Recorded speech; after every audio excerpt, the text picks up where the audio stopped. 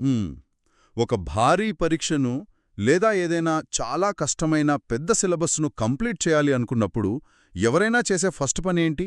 బహుశా చాలా ఉత్సాహంగా కొత్త పుస్తకం తెరిచి ఎగ్జాక్ట్లీ. ఒకటో పేజీ నుంచి చదవడం మొదలుపెడతారు. అవును, చాలామంది చేసేది అదే. కానీ ఖచ్చితంగా విఫలం కావడానికి లేదా మధ్యలోనే అలసిపోయి ఆగిపోవడానికి ఇదే బెస్ట్ దారి అని తెలిస్తే? ఓ, అంటే వినడానికి కాస్త విడ్డూరంగా అనిపించినా సైకలాజికల్గా ఇది నిజమే.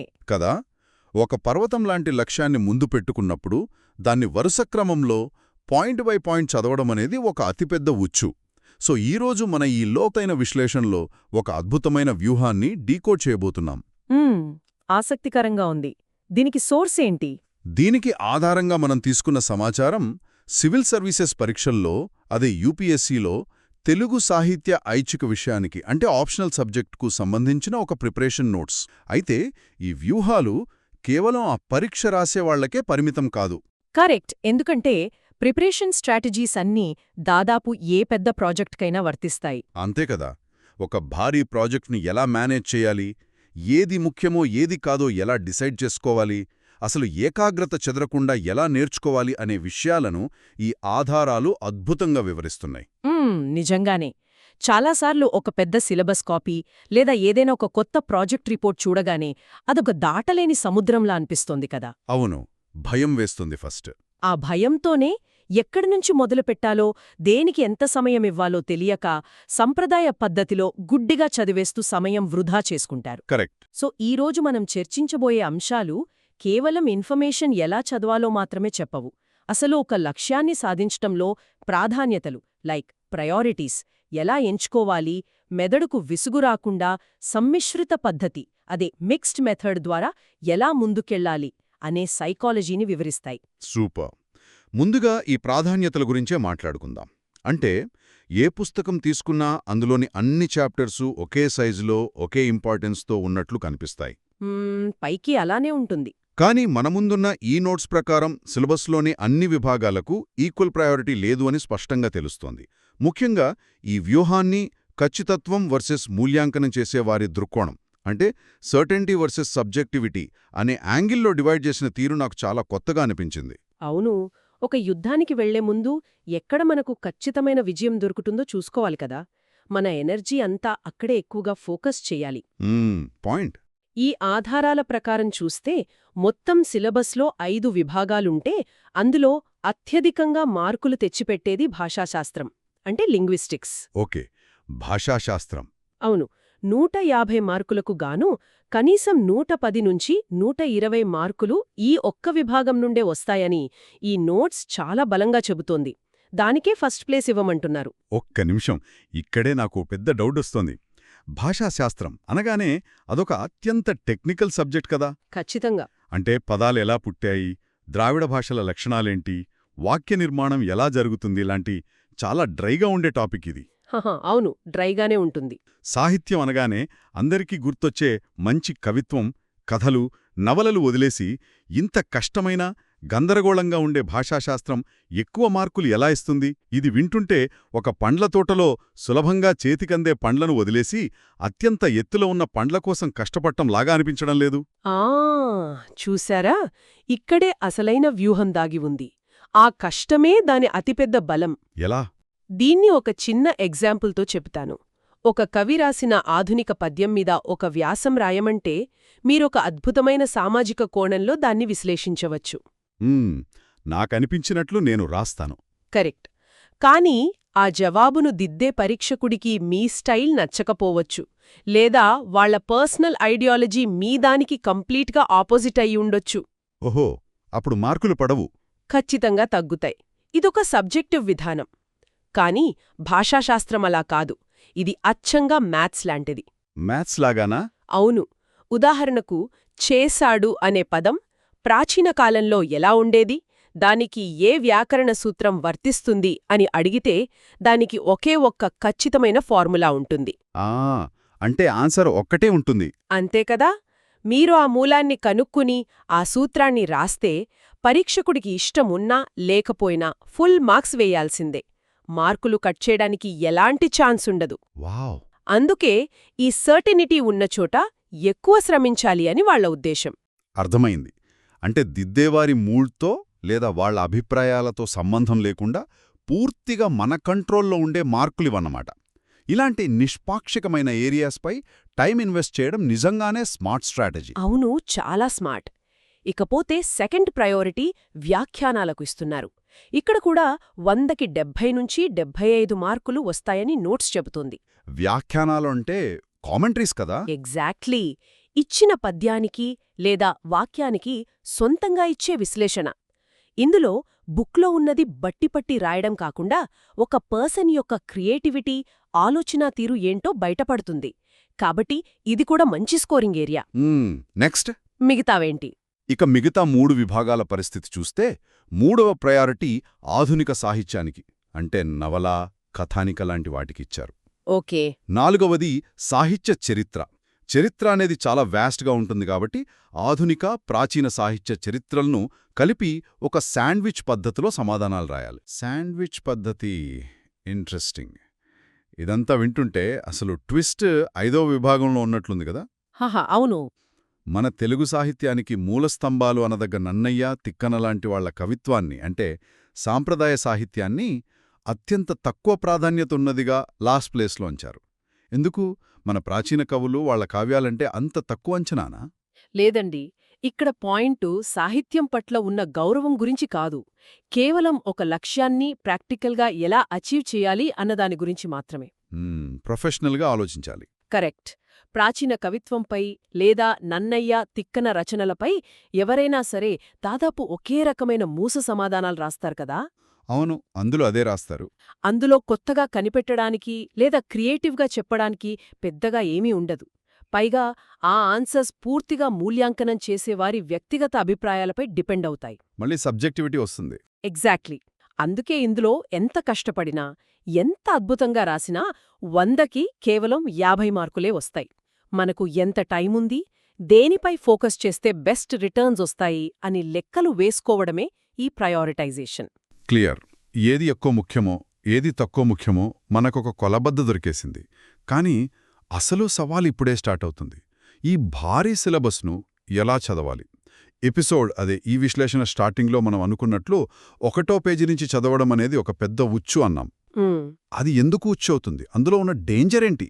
ఎందుకంటే వరుస క్రమంలో చదవడం లేదా ఒకదాని తర్వాత ఒకటి అలా మెకానికల్గా చదవడం వల్ల మెదడు త్వరగా అలిసిపోతుంది, బోరు కొడుతుంది. అవును.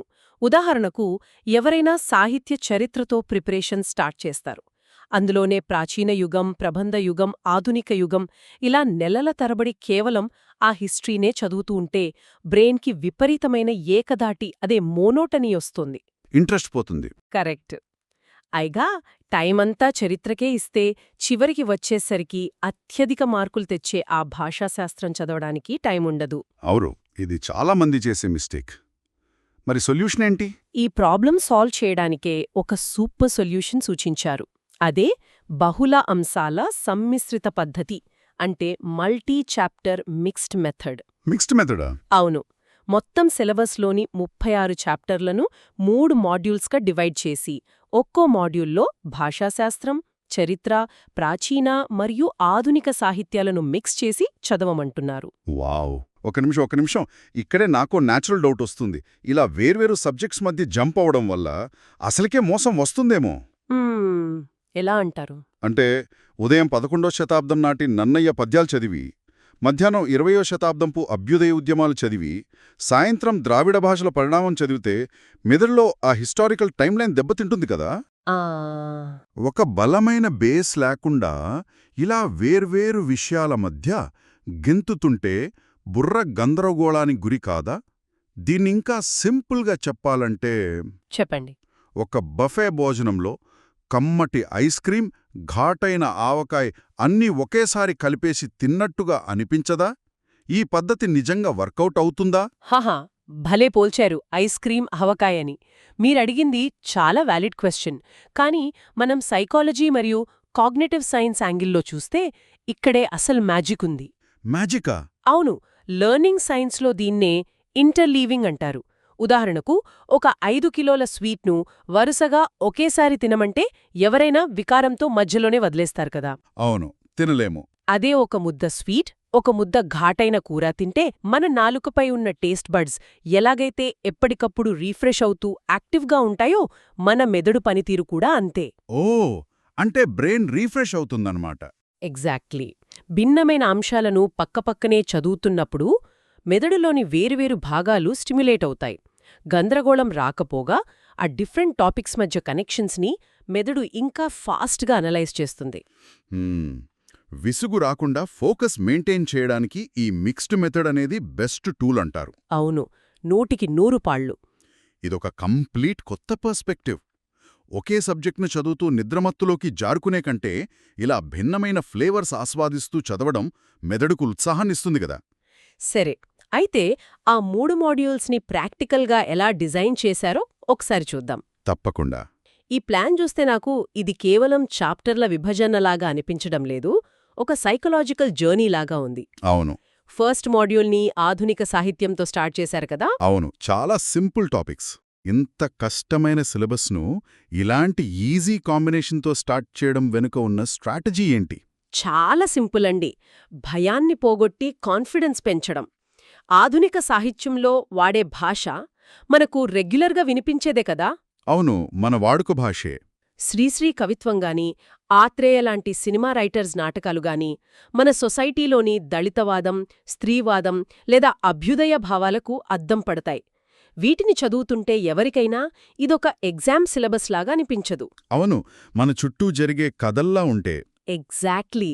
ఇక అనువాదం, వాక్య నిర్మాణం లాంటివి మనం న్యూస్ పేపర్స్లో రోజు చూసేవే. ఒక కొత్త వ్యక్తికి మొదట్లోనే కష్టమైన ప్రాచీన పద్యాలిస్తే ఏమవుతుంది?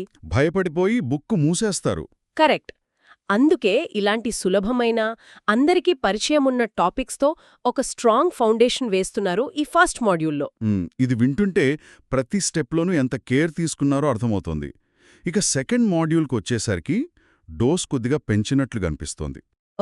కొంచెం కాంప్లెక్సిటీ పెరుగుతుంది. ఇందులో కఠినమైన సాంప్రదాయ సాహిత్యం అంటే నన్నయ్య, తిక్కన, శివకవుల రచనలు పెట్టారు. కానీ ఇక్కడ నన్ను బాగా ఆశ్చర్యపరిచిన విషయమేంటంటే ఈ ప్రాచీన కాలపు కవిత్వానికి తోడుగా భాషాశాస్త్రం నుండి వ్యావహారిక భాషా ఉద్యమం, మాండలికాలు లాంటి మోడర్న్ టాపిక్స్ని జతచేశారు. ఈ కాంట్రాస్ట్ అసలు అద్భుతంగా ఉంది కదా. ఖచ్చితంగా. ఇందాక మీరు టైమ్లైన్ దెబ్బతింటుందేమో, గందరగోళం వస్తుందేమో అన్నారు కదా. అవునన్నాను. ఈ కాంట్రాస్ట్ వల్లే అసలైన హిస్టారికల్ క్లారిటీ వస్తుంది. ఒక పక్క నన్నయ్య వాడిన అత్యంత కఠినమైన గ్రాంధిక భాషను చదువుతూనే మరోపక్క అసలు ఆ గ్రాంధిక భాష వద్దని, సామాన్య ప్రజల వాడుక భాషే కావాలని గిడుగు రామమూర్తి లాంటి వారు చేసిన పోరాటం గురించి చదవడం వల్ల ఒక గొప్ప లింక్ ఏర్పడుతుంది. ఓహో, అంటే ప్రాబ్లమేంటో సొల్యూషన్ ఏంటో ఒకేసారి చదువుతున్నాం. అంతే కదా.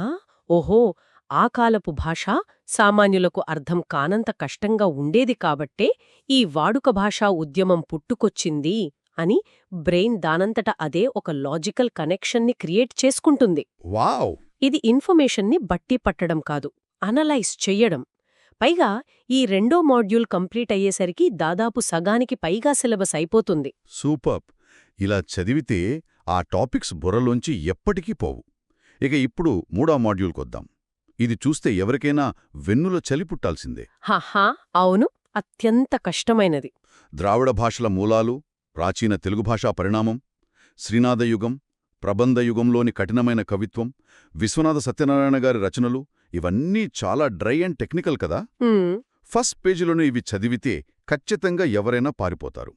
కానీ ఇంత క్లిష్టమైన మాడ్యూల్ను లాస్ట్లో ఎందుకు పెట్టారు? ఎందుకంటే ఈ మూడో మాడ్యూల్ దగ్గరకు వచ్చేసరికి ఆ వ్యక్తి ఫస్ట్ పేజ్లో ఉన్న కొత్తవాడు కాదు. ఓకే. అప్పటికే 2 మాడ్యూల్స్ సక్సెస్ఫుల్గా పూర్తి చేసిన ఒక అనుభవజ్ఞుడు. అతని ఆలోచన పరిధి విస్తరించి ఉంటుంది. ఒక భాష ఎలా మారుతుంది, సమాజం మారినప్పుడల్లా సాహిత్యం ఎలా మారుతుంది అనేది ప్రాక్టికల్గా అర్థమైపోయి ఉంటుంది. మెచ్యూరిటీ వస్తుంది. ఎగ్జాక్ట్లీ. కాబట్టి ఇప్పుడు ద్రావిడ భాషల మూలాలను వెతకడమో లేదా ప్రబంధ యుగంలోని కఠినమైన పద్యాలను డీకోడ్ చేయడమో అతనికొక కష్టమైన పనిలా అనిపించదు. ఒక పజిల్ సాల్వ్ చేసినంత ఇంట్రెస్టింగ్గా ఉంటుంది. గ్రేట్. తెలిసిన వాటి నుండి తెలియని వాటికి, ఈజీ టాపిక్స్ నుండి కష్టమైన వాటికి క్రమపద్ధతిలో తీసుకెళ్లడమే ఈ మాడ్యూల్స్ అసలు సీక్రెట్. ఈ స్ట్రాటజీ మొత్తం వింటుంటే అదొక మాస్టర్ క్లాస్లా అనిపిస్తుంది. ఏది చదవాలో, దేనికి ప్రయారిటీ ఇవ్వాలో, ఎలా డివైడ్ చేసుకోవాలో ఒక క్రిస్టల్ క్లియర్ ప్లాన్ దొరికింది. కానీ ఇదంతా అమలు చెయ్యాలంటే అసలు చదవడం అంటే ఏంటో కూడా మనకు తెలియాలి కదా. అవును. ఆలోచించండి. మళ్ళీ మరో ఆసక్తికరమైన అంశంతో తదుపరి విశ్లేషణలో కలుద్దాం.